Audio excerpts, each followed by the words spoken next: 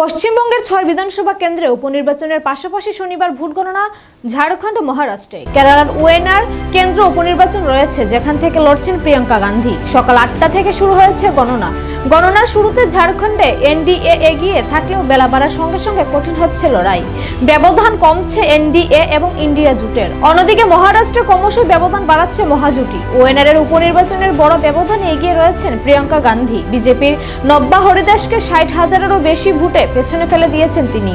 উল্লেখ্য, শনিবার পশ্চিমবঙ্গের ৬টি বিধানসভা সহ মোট ১৫টি রাজ্যের ৪৮টি বিধানসভা, ২টি লোকসভা কেন্দ্রের উপনির্বাচনের ফলাফল ঘোষণা হবে।